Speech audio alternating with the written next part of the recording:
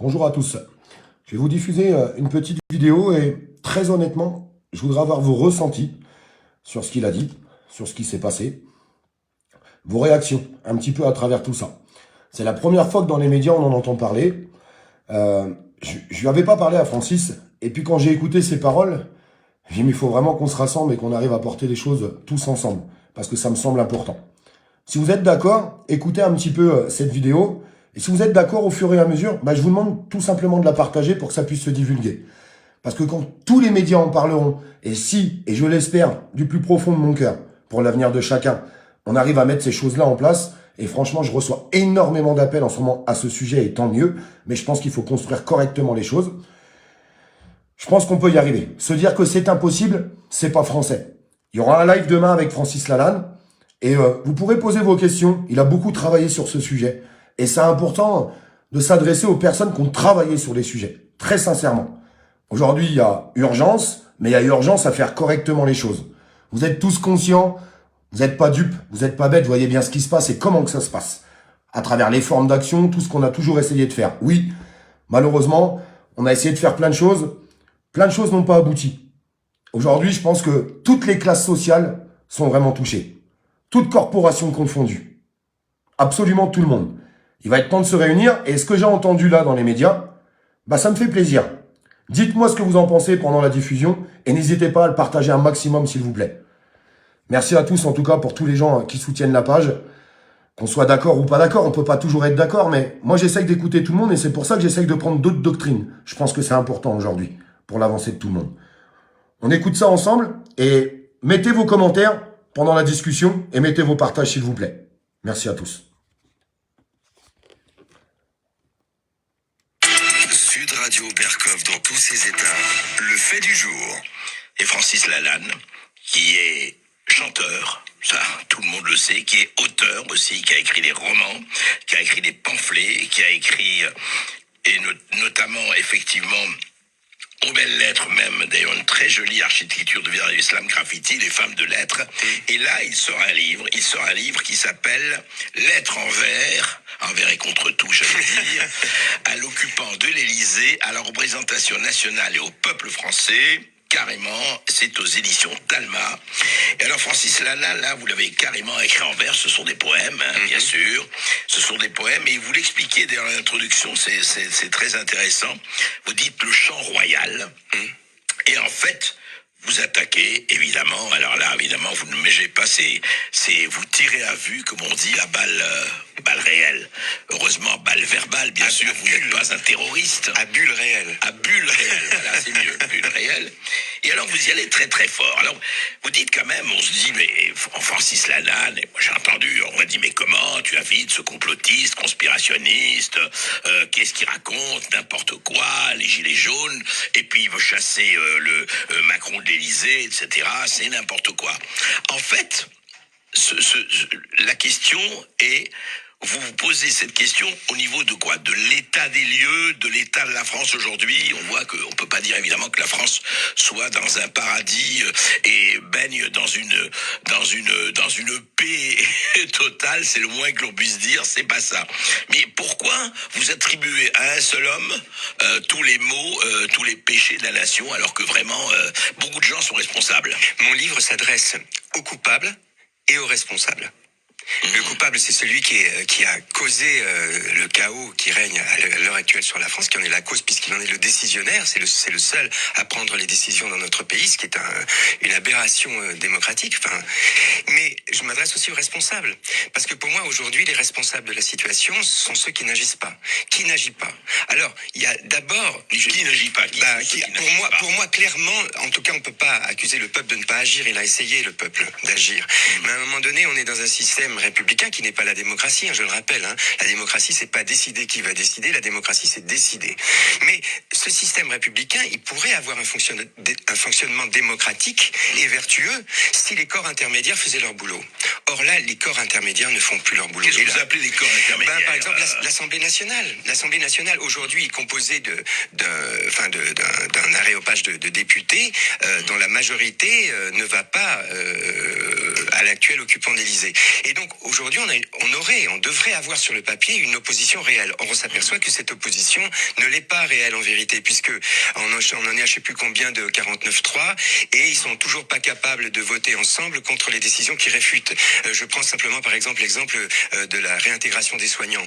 Voilà donc un groupe parlementaire qui fait une proposition pour qu'on réintègre les soignants, et donc cette proposition finalement elle va pas passer parce qu'un groupe concurrent ne veut pas voter avec lui. Donc c'est ce que le général de Gaulle appelait la dictature des partis, la catastrophe nationale pour reprendre ses propres termes. Donc on est revenu au régime des partis. Merci de partager un maximum, mais écoutez bien ce qu'il va dire après. Le général de Gaulle disait en gros, pour que l'Assemblée nationale soit vertueuse, il faut pas qu'elle soit sous la coupe des partis politiques. Pourtant on est en 5e République, Francis. Mais le paradoxe est là. Le paradoxe est là, cher André. C'est que aujourd'hui, finalement, comme l'annonçait un peu Pierre Mendès France, cette constitution a montré ses limites démocratiques et maintenant elle a basculé via la dérive présidentielle, elle a basculé dans la monarchie. Vous savez, tout commence avec l'élection au suffrage universel. C'est-à-dire à partir du moment où on élit le président de la République au suffrage universel, on a tendance à considérer que comme il a été élu par l'ensemble des Français, c'est lui le boss. Mais c'est pas du tout ce que prévoit la Constitution. Mais finalement, lentement, sûrement, qui va sano va piano, qui va piano va lontano, petit à petit, il y a eu cette dérive présidentielle qui fait qu'aujourd'hui, maintenant, avec l'actuel occupant de l'Élysée, on atteint des sommets qui ne sont plus acceptables pour un citoyen français. C'est-à-dire qu'il y a une seule personne aujourd'hui en France qui prend les décisions pour 65 millions de personnes. Et ça n'est pas acceptable. Alors mon livre s'adresse bien sûr aux représentants du peuple, parce que c'est bien gentil d'attendre que le peuple, moi j'exhorte le peuple à ne pas accepter l'inacceptable, à faire des blocages, à faire les grèves qu'il faut, à faire les sittings qu'il faut, à refuser de payer des notes. Contre la violence, vous êtes pour l'insurrection. Mais si j'étais pour la violence, je prêcherais l'insurrection. Or là, c'est pas du tout ce que demande mon livre. Mon livre demande au peuple de ne pas accepter l'inacceptable, c'est-à-dire de ne pas de refuser l'obéissance. C'est pas désobéir, c'est refuser l'obéissance, c'est-à-dire refuser la soumission. Objection de conscience quelque part. Exactement, c'est le mot exact qui convient. Mais je mets surtout en face, pour moi, ceux qui sont véritablement responsables aujourd'hui, presque juridiquement de la situation, c'est l'Assemblée nationale. Aujourd'hui, l'Assemblée nationale, sur le papier, a les moyens de pouvoir voter une motion de censure. Elle ne le fait pas. Elle a les moyens de pouvoir destituer le président. Elle ne le fait pas. Alors la question, c'est pourquoi ne le fait-elle pas ? Eh bien, je pense que c'est parce que l'intérêt des partis primant sur l'intérêt de la patrie, on est dans un système que le général de Gaulle finalement dénonçait comme étant celui qu'il ne faut pas pour la Ve République. On est dans un système où les élus du peuple ne représentent plus le peuple, mais l'intérêt de leur parti. Comme dans Le Président, ce film extraordinaire avec Jean Gabin, il dit à la fin, les partis aujourd'hui sont devenus des syndicats d'intérêt. Et c'est ça le problème. Moi, il y a des gens que je respecte beaucoup dans les élus à l'heure actuelle à l'Assemblée nationale. D'abord des indépendants comme Nicolas Dupont-Aignan. Moi, j'attends de lui qui demande la destitution du président de la République. J'ai beaucoup de respect aussi pour Monsieur Marlex, Olivier Marlex. Oui, Olivier Marlex. Moi, je président du groupe LR à l'Assemblée nationale. Moi, je pense qu'aujourd'hui, LR, au lieu de porter les valises du parti du président, aujourd'hui pourrait être un arbitre extraordinaire, un ciment extraordinaire entre les groupes opposés de l'Assemblée nationale qui sont eux-mêmes dans l'opposition. Parce que si demain, par exemple, 58 députés LR se levaient pour proposer la saisine de la Haute Cour sur le fondement de l'article 68, eh bien, aussi bien Madame Le Pen et Monsieur Mélenchon, enfin, en tout cas le Rassemblement national et LFI, qu'est-ce qu'ils diraient ? Ils diraient « Ah non, on peut pas embêter le président » parce que ça serait... Une des premières fois, on entend parler de l'article 68.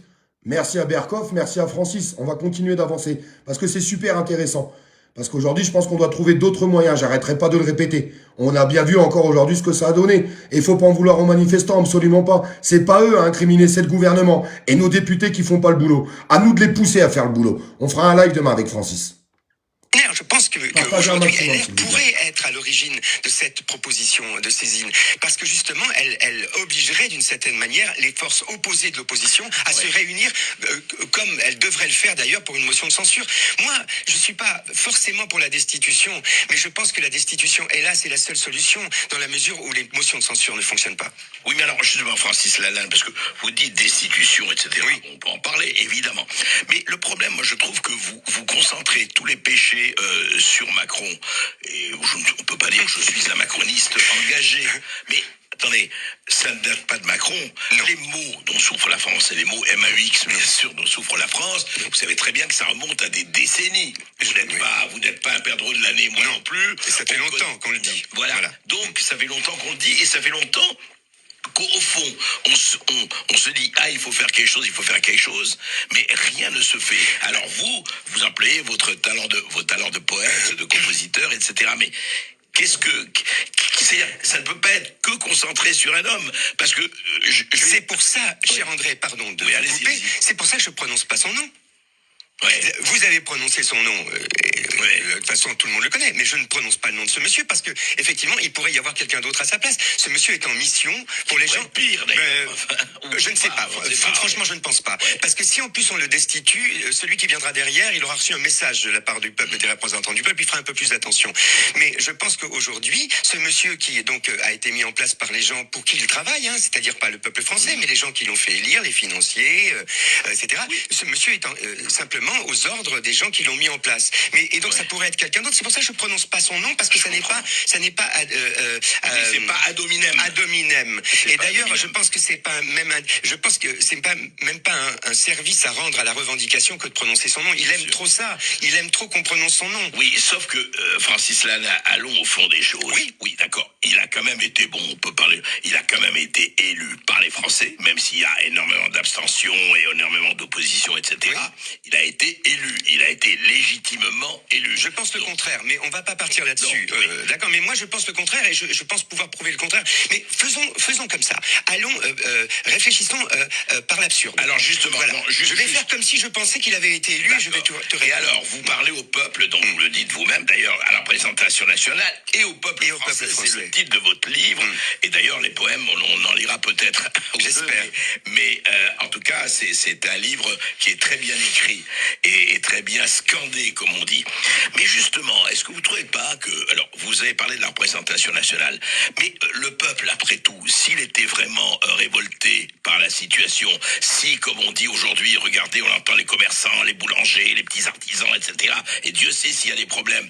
Mais apparemment, tout le monde dit oui, mais est-ce qu'on peut faire autrement? Est-ce qu'il n'y a pas quand même une résignation ou une passivité? Ou peut-être, voilà, on peut pas faire autrement, donc on Un accepte. consentement. Oui, un consentement. Alors, il y a deux questions dans votre question, cher André. Je vais répondre aux deux. Pourquoi vous me dites très justement, pourquoi s'en prendre à lui plus qu'à un de ses prédécesseurs? Jusqu'à un moment donné, il faut décapiter un roi. Vous voyez ce que je veux dire? Non, c'est une image. Au sens Oui, c'est une image. Je C'est-à-dire préfère préciser. vous avez On va raison. dire, ça y est, Francis Lalanne veut aller couper la gorge. Voilà. Allez, Merci, cher André. Mais ce que je veux dire, c'est qu'à un moment donné, on pouvait dire ça de Louis XVI. On pouvait dire, non, mais pourquoi Louis XVI, pire que Louis XV, pire que Louis XIV, pourquoi c'est à lui qu'on va couper la tête, etc., etc. Bon, il y a un moment donné, il faut prendre des mesures draconiennes, il faut trancher le nœud gordien, encore une image qui restera une métaphore.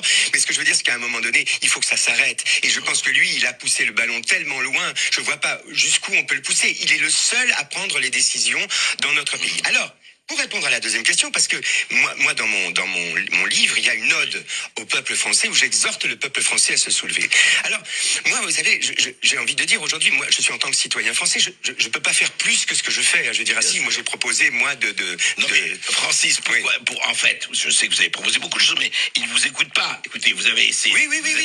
Vous êtes présenté aux législatives, vous n'avez Parce fait que 2,12% des voix. Oui. Vous avez fait une alliance jaune aux élections européennes, 0,54% des voix.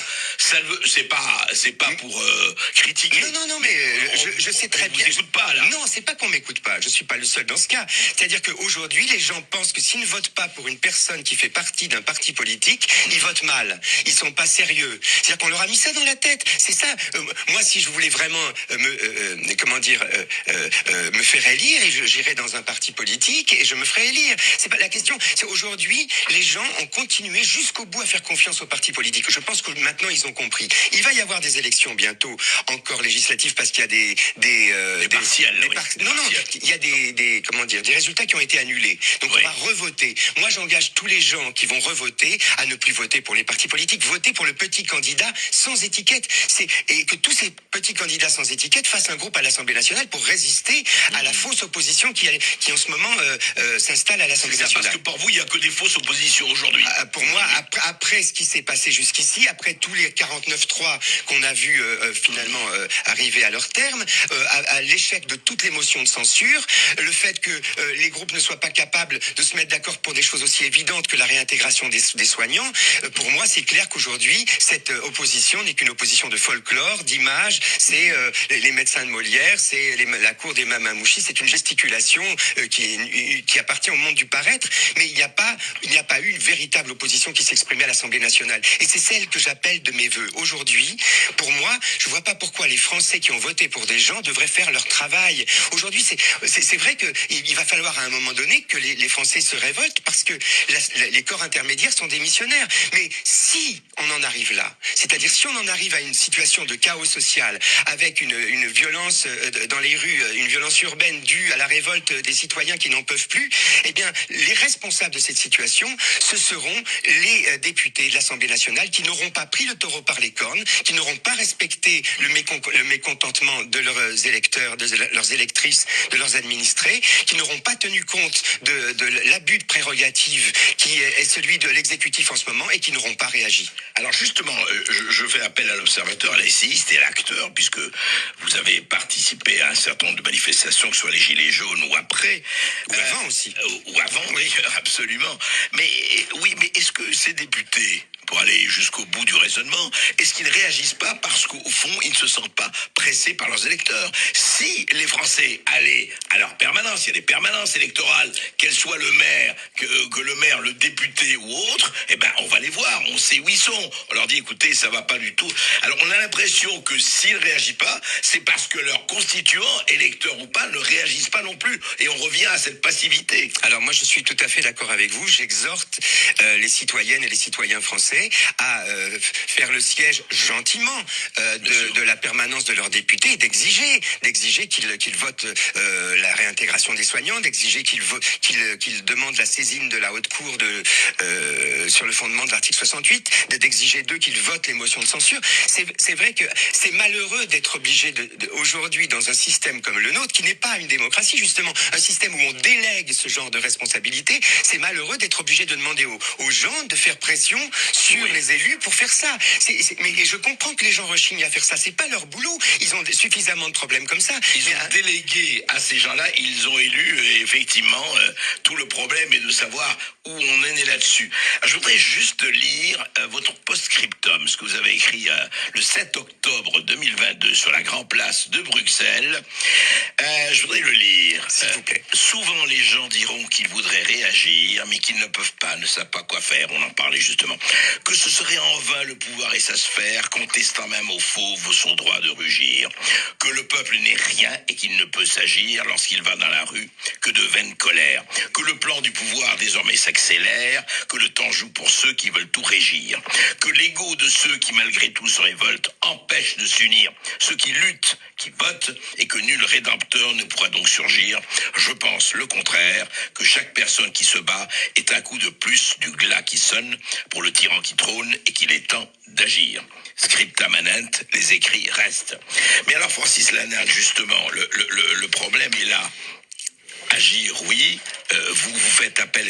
Est-ce qu'au fond, vous n'êtes pas, au-delà des mots anistes qui en général m'énervent, est-ce que vous n'êtes pas un utopiste? Alors, Pourquoi pas? Et alors, est-ce que c'est mal d'être utopiste? Alors, il y a deux façons de voir l'utopie.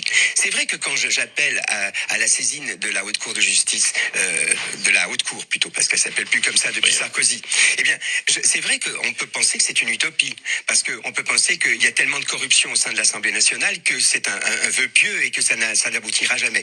Mais en tout cas, en le faisant, je démontre que ça ne marche pas. C'est-à-dire que ce qui pourrait marcher sur le papier ne peut pas marcher. Vous mettez la chose sur le tableau, sur la table, en disant, regardez, voilà, il y a ça. Voilà, sur le papier en ce moment, sur le papier à l'Assemblée nationale, il y a une majorité des 2/3 contre l'actuel président. Elle y est, elle existe sur le papier, mais elle ne se déclenche pas. Les 2/3, je crois pas. Si vous additionnez le Rassemblement national, LR, si LR était vraiment l'opposition, et LFI plus les non-inscrits, vous avez une majorité des 2/3 pratiquement à l'Assemblée nationale et au Sénat. Donc sur le papier, c'est faisable. Ça ne se fera pas, me dit-on, parce que l'Assemblée nationale est corrompue. Donc merci mon utopie, parce que mon utopie, en disant cela, en montrant cela, elle n'est pas simplement l'expression d'une réalité impossible, ou d'un vœu pieux, ou d'un rêve inaccessible. Elle est tout simplement la critique de l'existant. Mon utopie permet la critique de l'existant. Mon utopie permet de démontrer ce qui ne fonctionne pas dans la société, parce que en mettant noir sur blanc ce qui pourrait se faire et qui ne se fait pas, je démontre que le système ne fonctionne pas. En tout cas... Voilà. Alors, pour répondre à certains commentaires qui viennent de passer, je vais y répondre. Quand il y avait marqué, t'as appelé à manifester et tu y es pas. T'as pas dû voir mes lives depuis une semaine. Donc quand on sait pas, il faut pas parler, il faut pas mettre des commentaires. Ça, c'est un premier problème que je tiens à régler, que je règle tout de suite. Tu regardes les 4 derniers lives que j'ai fait depuis une semaine, et puis tu vas voir si j'avais appelé à manifester aujourd'hui. Absolument pas. Puisque on est plus en train de chercher d'autres solutions. Là où vous avez tout à fait raison, et que j'ai pu voir dans le live, oui, mais Olive, les députés, ils vont pas d'eux-mêmes déclencher l'article 68. Mais vous avez raison. C'est à nous de les oppresser. Quand vous verrez 200 personnes devant toutes les permanences sur toute la France, et ça c'est accessible à tout le monde, sans déplacement, ça coûte pas d'argent, tu vas pas en prison, tu prends pas des amendes, et tout ce qui va avec. Et puis t'as pas usé de carburant. Parce que il y a des... Merde. Oh merde, les bureaux des députés sur toute la France. Vous avez, excusez-moi, j'ai perdu le mot. Donc c'est à nous. Quand vous aurez 200 personnes devant toutes les permanences, voilà, excusez-moi, sur toute la France, qu'on va les oppresser, qu'on va être devant, les médias vont être obligés de s'en mêler, les médias indépendants vont filmer, les médias seront obligés de s'en mêler à un moment donné. Et il y a déjà quelques députés qui sont d'accord pour signer l'article 68. Tant mieux, tant mieux. Eux seront interviewés, iront parler chez les médias et diront, mes collègues qui font partie de l'opposition, c'est pas très bien ce qu'ils font. Et puis ceux qui diront non, on les affichera. On les affichera parce qu'il faut les afficher. Tu peux pas laisser ces gens-là nous dire qu'ils font partie de l'opposition et qu'ils font rien pour aller enlever le roi de son trône, puisque c'est un roi, je le répète. À partir du moment que tu passes 10-49-3, ça s'appelle pas une démocratie. Une démocratie, c'est quand les députés pourraient voter les lois, et encore les députés qui devraient voter les lois pour les citoyens, mais les députés qui ne représentent même plus la parole citoyenne aujourd'hui. Voilà où on en est vraiment en politique. C'est triste à dire, mais c'est comme ça. Vous avez bien vu ce qui s'est passé encore aujourd'hui. Il ne faut pas incriminer les manifestants, les gens qui sortent dans la rue. Je l'ai fait pendant 4 ans. Ni même les organisateurs de manifestations. Les seuls qu'il faut incriminer, c'est le gouvernement qui nous met dans la merde. C'est pas les gens qui sont dans la rue, c'est pas les déclarants de manifestation. Mais est-ce que ça marche? Posons-nous les bonnes questions. Est-ce que ça marche? Moi, j'écoute mes contradicteurs qui me disaient depuis des semaines, des mois, mais Olive, putain, t'appelles les gens à aller dans la rue, t'as pas honte de faire ça? Est-ce que ça marche? Est-ce qu'on avance? Il y a un peu de vrai là-dedans. Il y a un peu de vrai là-dedans. Donc allons chercher ces nouvelles solutions. Moi je suis ravi quand l'Outre-mer m'appelle hier pour me dire putain on est en train de créer des collectifs parce que t'as raison Olive. Il faut aller oppresser nos députés. Il faut qu'on les oppresse. Il faut qu'on les oppresse pour leur dire écoutez la parole du peuple. Quand vous aurez des milliers de personnes qui vont oppresser ces députés pour leur dire vous allez signer cet article 68. Pourquoi vous allez le signer? Parce que vous êtes là pour représenter la voix du peuple. Et le peuple veut la démission d'Emmanuel Macron. C'est quand même pas compliqué à comprendre. Nous pouvons le faire. Il suffit juste de se donner la peine. Bien sûr, si on laisse faire nos députés, ils ne feront rien. Absolument rien. Bien sûr qu'ils feront rien. Ils font déjà rien. Mais à nous de les oppresser. Nous sommes le peuple. Et le peuple est bien plus grand que ces 577, si je ne me trompe pas, députés aujourd'hui. On est bien d'accord, on est des millions. Allons les oppresser, ces gens-là. Il faut les oppresser. Menons cette guerre aujourd'hui. On va aller dans la rue, ils ont acheté des blindés, des grenades, ils vous en servent. Vous avez vu à Paris les pauvres manifestants, sincèrement. Je les plains, je les pleure. Ils étaient cadenassés comme dans un parc à moutons. Comme dans un parc à moutons. Tu ne peux même pas sortir de la manifestation. Macron contrôle tout. Macron contrôle le terrain. Paris est le terrain de jeu du gouvernement. Ils ont même pas eu besoin de se servir de la brave aujourd'hui. Même pas eu besoin. Non, ils ont pas besoin. Ils encerclent les manifestants dans des parcs à moutons, avec nos impôts. Voilà comment que ça se passe aujourd'hui. Par contre, si demain le gouvernement se rend compte, qu'est-ce qu'ils sont en train de faire, les citoyens? Ils sont en train de prendre indirectement en otage les députés qui sont censés représenter la voix du peuple, pour leur demander l'article 68. Comment on peut faire pour arrêter ça? Ils pourront pas l'arrêter. Ils pourront pas l'arrêter parce que si demain on est 500 000 et après 1 million, 2 millions, 3 millions, 4 millions, 5 millions, 6 millions à oppresser nos députés pour leur dire vous allez signer cet article 68 parce que vous devez le faire, vous devez respecter la voix du peuple. C'est le peuple qui vous a élu, vous devez respecter la voix du peuple. Vous êtes une opposition, alors on va vous faire une vraie opposition et pas une opposition en carton comme on peut voir aujourd'hui. J'en ai marre de voir des gens finir en prison, la tête ensanglantée, des familles déchirées. C'est pas comme ça qu'on avancera. On l'a bien compris, on peut que le comprendre. Après, toutes les formes de mobilisation peuvent s'accoupler à tout ça. On n'est pas là pour montrer du doigt des manifestants. Les gens qui manifestent, c'est parce qu'aujourd'hui, ils n'ont pas d'autre solution. Et ils n'ont pas envie de rien faire. Donc, on ne doit pas les incriminer. Nous, on travaille sur d'autres sujets. Et puis, quand Francis Lalanne, il dit, il faudra que ça bloque, bah, peut-être que c'est des choses qui se mettront en place aussi en même temps. Et c'est comme ça, la vraie contestation. C'est pas en se critiquant à travers des commentaires. C'est pas en se montrant du doigt. C'est pas en critiquant les gens qui essaient. Les gens qui essaient. Parce qu'aujourd'hui, moi, je vais vous dire un truc. 80% de ce pays est dans la merde. Que ça soit des artisans, des commerçants, des petites PME, les salariés, les retraités, les travailleurs, les gens à la recherche active d'emploi, les gens victimes de handicap. Tout le monde est en train de manger la politique d'Emmanuel Macron destructrice et pour asservir le peuple. Parce que tout ce qu'ils veulent, c'est nous asservir. Et moins on en aura, moins on pourra en faire, et moins on pourra ouvrir notre bouche. Et c'est ce qu'ils sont en train de faire. Une société de contrôle. Une société de contrôle. Ils sont en train de déglinguer l'artisanat français. Ils sont en train de déglinguer tout. Ils sont en train de tout déglinguer de toute façon. Donc soit on passe à l'action tous ensemble, avec plusieurs formes d'action. Et je salue Francis Lalanne. Je salue Francis Lalanne pour avoir eu les couilles de dire dans une radio et bientôt sur des plateaux télé qu'il faut activer l'article 68, qu'il faut oppresser nos députés, qu'il faut les forcer, oui, à respecter l'opposition du peuple. Et l'opposition du peuple, le peuple, qu'est-ce qu'il veut aujourd'hui? Que le roi dégage. Et comme il dit Francis Lalanne, ça va donner un avertissement à tout le monde qui arrivera derrière. Mais on sera aussi en capacité et en position de force d'amener des changements. Parce qu'aujourd'hui, avoir un roi sur le trône, il faut qu'il ait un mandat révocatoire. Il faut qu'on arrive à instaurer cette chose très simple, le RIC, vous pouvez l'appeler comme vous voulez, mais en tout cas, notre droit de décision quand on doit voter quelque chose d'important dans notre pays. Si on vous avait posé la question, voulez-vous qu'on rentre en guerre avec l'Ukraine? Votre réponse aurait été quoi?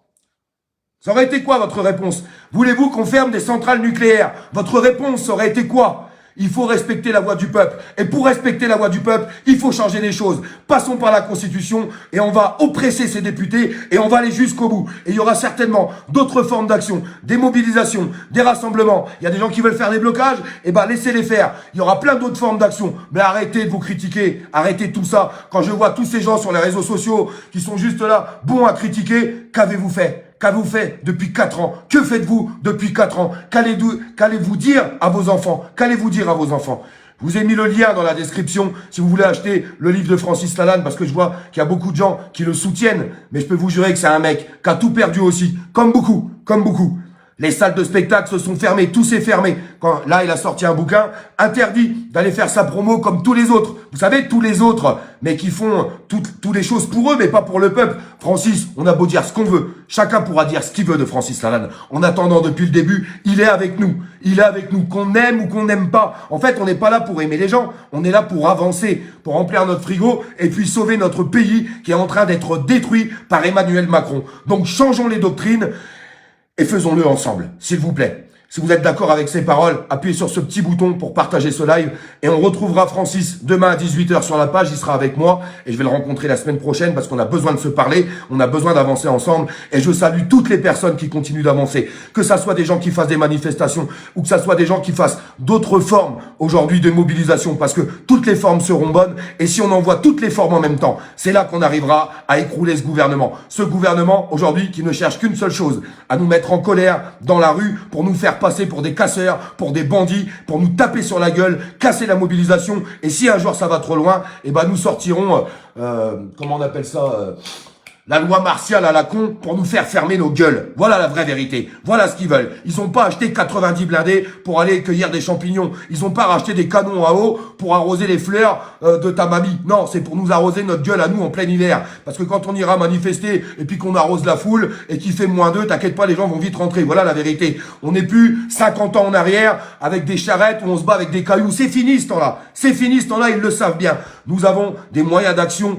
À nous de les mener. Menez-les jusqu'au bout. Menez-les jusqu'au bout. Vous avez le lien pour retrouver le livre de Francis pour ceux que ça intéresse parce que j'ai vu que c'est passé beaucoup dans la description. Alors avançons ensemble avec force et arrêtons toutes ces critiques qui ne servent strictement à rien. Je comprends que les gens sont totalement démoralisés aujourd'hui et malheureusement ça peut amener de la critique, de la négation et ce qui va avec. C'est tout ce qu'ils veulent au gouvernement. C'est tout ce qu'ils veulent. Alors qu'on s'aime ou qu'on s'aime pas. On avance ensemble ou pas ? On va le détrôner, ce roi, parce qu'on peut le détrôner. Ils sont une poignée, nous sommes des millions. Alors faisons-le tous ensemble.